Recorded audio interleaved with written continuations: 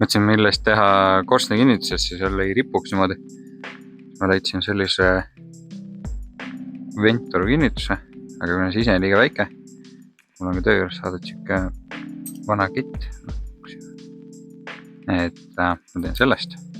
No muidugi mingi eriline keevitus vend ei ole, aga originaalse kinnitus sellel vendil on selline, aga see on liiga lühike. Ma ostsin siis keermelatti juurde, vaatame, kas ma saan sellise külge või. Keevitus on ka mul mingi suvaline Parkside jama. Lidlist ostsin, mingisugune 100 midagi eurot oli. Et ega ta suurem asi ei ole. Tegin siia sokid sisse, ma niimoodi kohakutti panen, siis on äkki natuke lihtsam seda keevitada. Ja selle panen siia samamoodi vastu, siis nad ju peaks nagu olema.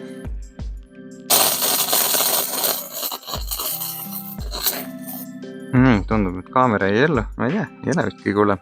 See enam-vähem sirge tundub. Idee on siis see, et ma selle värvisin ühe mustaks, siis on see kett. No, nii on päris hea. Väike õpetussõna ka, kui ketas lõikur kukub maha, siis on rangelt soovitatav ketas ära vahetada. Sest isegi kui sa nägid, et kuidas ta kukkus ja mõtlesid, et ta ei saanud kettaga pihta. Ja kui sul tulevad praost sisse siia kettasse, siis sa saad kenasti piki silmi selle kettaga pärast. Pigem vahetas see ketas ära. Selline näeb välja. Sai vist täitsa hea. Muidu müüaks mingid originaalasju ka, aga nendel on see vahe siin on nagu väga väike, siis peaks nagu seda nagu nii pikendama hakkama. Siis ma mõtlesin, et ma ei hakka nagu 30 euri eest ostma seda originaali.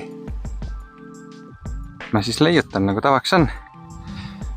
Täna ma tegin veel lisaks siin seda vendi ava tegin suuremaks seestpoolt. Ja siis tekitasin siia ka ühe vendi.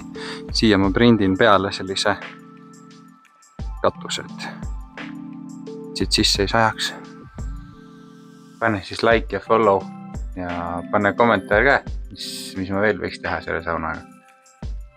No välja arvatud see, et ta võiks kergemaks teha ja nii edasi, aga midagi veel siia juurde panna, kellelgi ideid. On plaan minna tuua kadakat veel, et saaks teha mingisuguse lõhnava seina siia, aga selleks on vaja minna tooma seda lähedal ei ole.